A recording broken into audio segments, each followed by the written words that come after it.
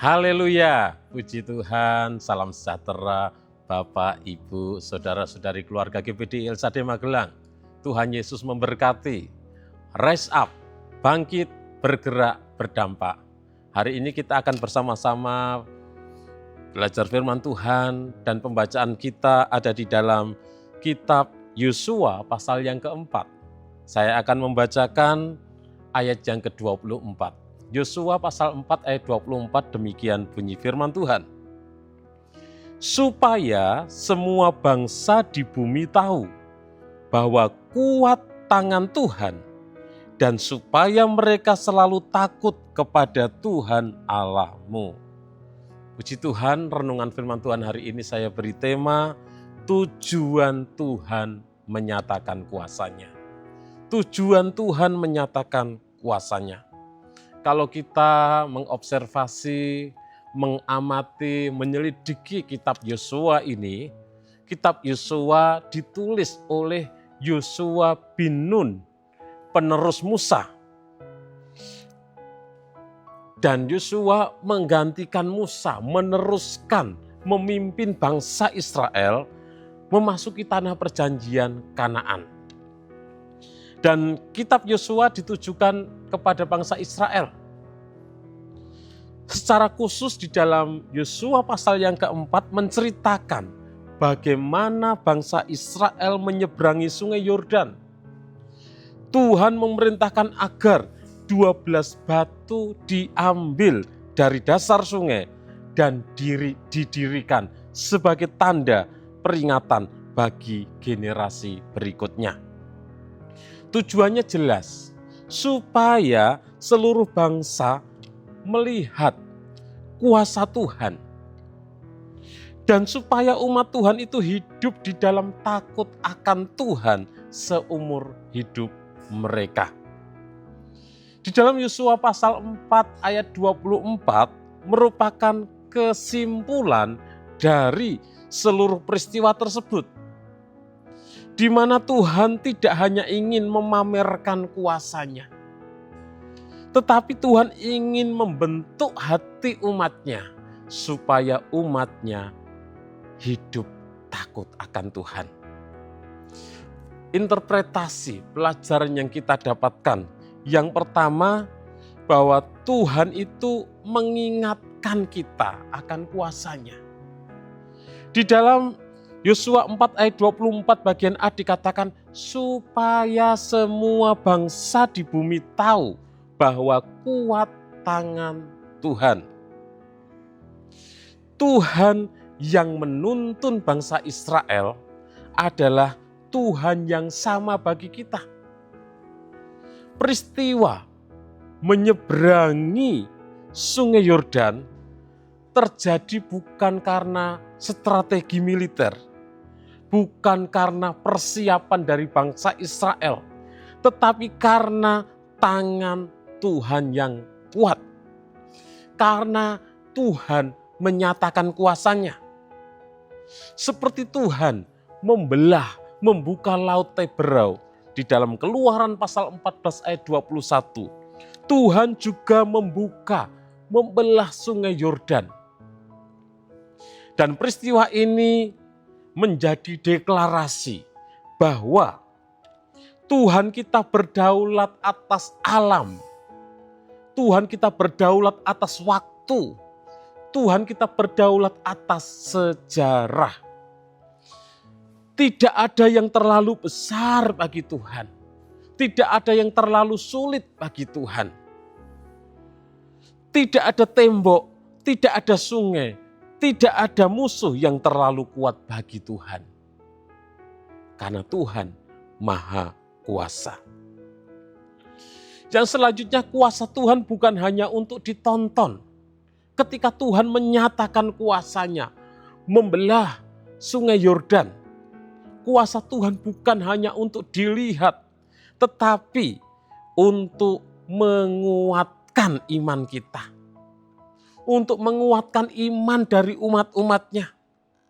Seringkali umat Tuhan hanya mengingat mujizat sebagai cerita masa lalu.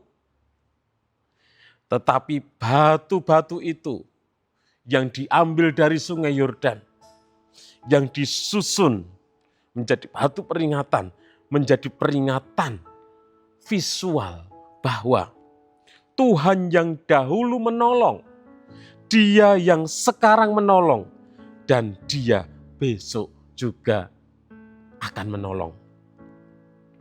Kuasa Tuhan bukan hanya untuk generasi zaman Musa.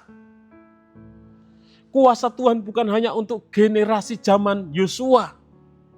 Tetapi kuasa Tuhan juga untuk setiap angkatan umat-umat Tuhan yang percaya kepadanya, termasuk kita sebagai umat-umat Tuhan di akhir zaman ini.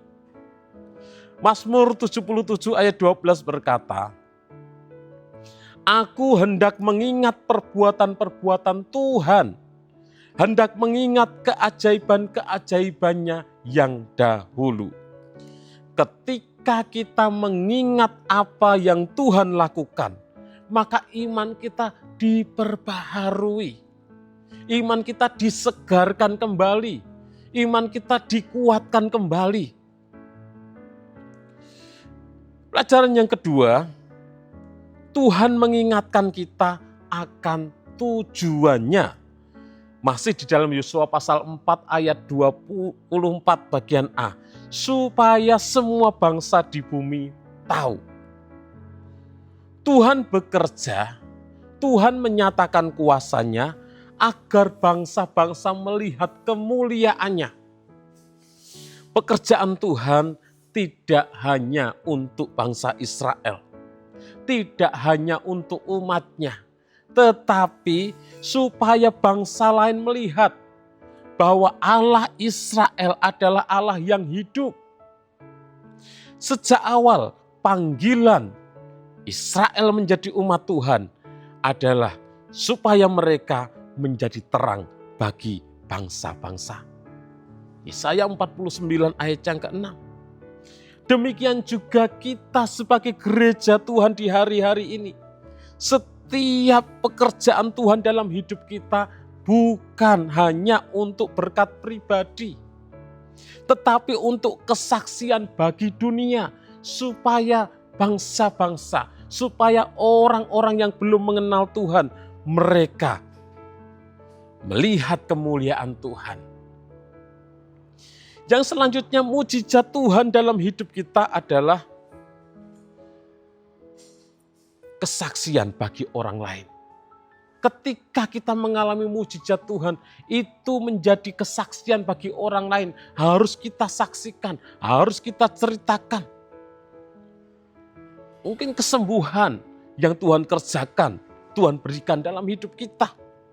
Pertolongan Tuhan ketika kita menghadapi kesulitan. Kemenangan yang Tuhan berikan saat kita menghadapi pergumulan. Pemeliharaan Tuhan di tengah-tengah krisis. Semua itu bukan hanya untuk kita nikmati, tetapi supaya orang melihat Tuhan di dalam hidup kita.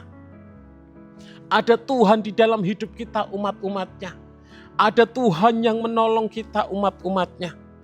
Tuhan Yesus berkata, demikianlah hendaknya terangmu bercahaya di depan orang, supaya mereka melihat perbuatanmu yang baik dan memuliakan Bapamu yang di surga. Matius 5 ayat 16. Dan pelajaran yang ketiga, yaitu tujuan besar agar umat Tuhan hidup dalam takut akan Dia. Yosua 4 ayat 24 bagian B dikatakan, dan supaya mereka selalu takut kepada Tuhan Allahmu. Takut akan Tuhan adalah dasar kehidupan yang benar. Takut akan Tuhan bukan rasa takut yang membuat kita menjauh dari Tuhan, tetapi rasa hormat kita kepada Tuhan. Ketundukan kita kepada Tuhan. Kita sadar bahwa Allah itu kudus.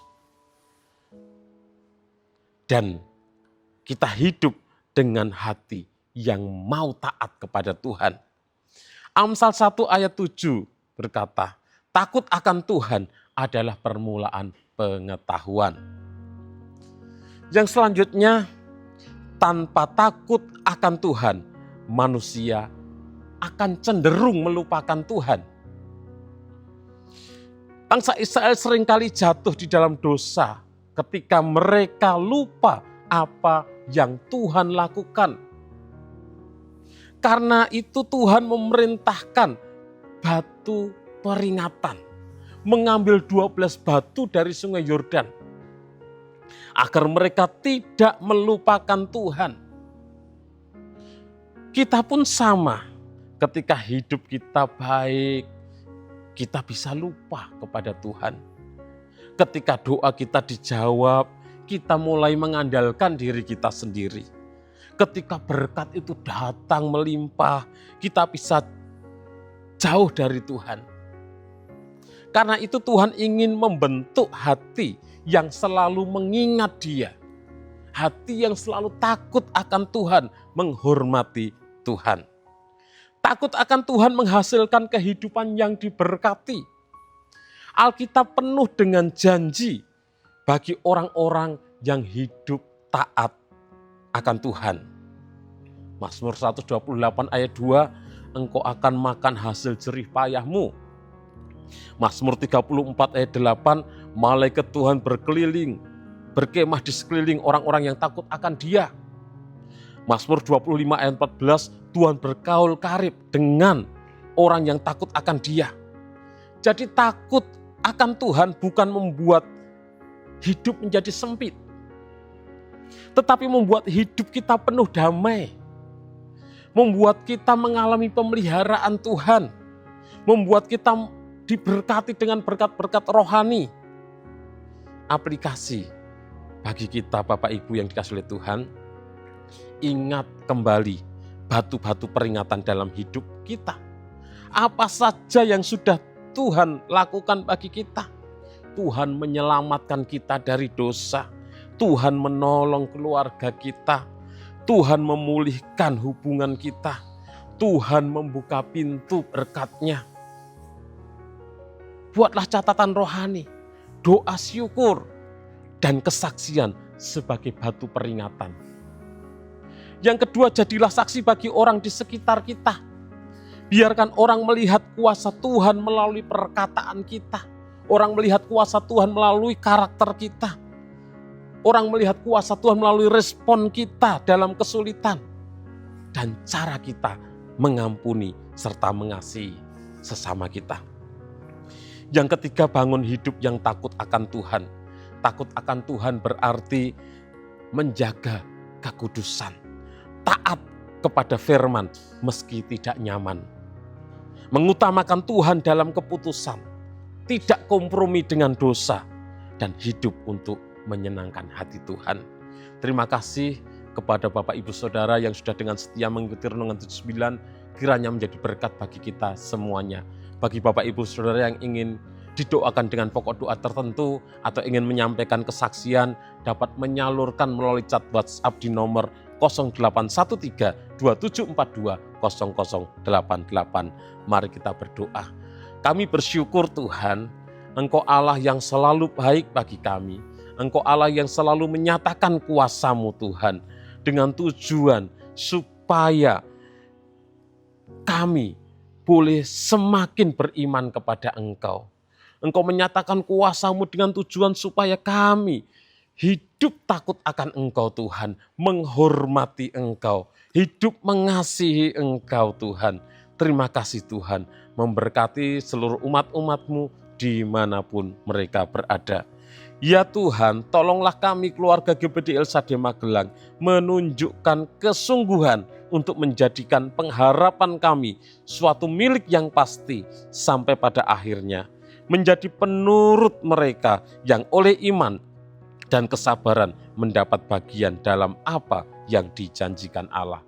Di dalam nama Tuhan Yesus Kristus kami berdoa dan bersyukur. Haleluya. Amin.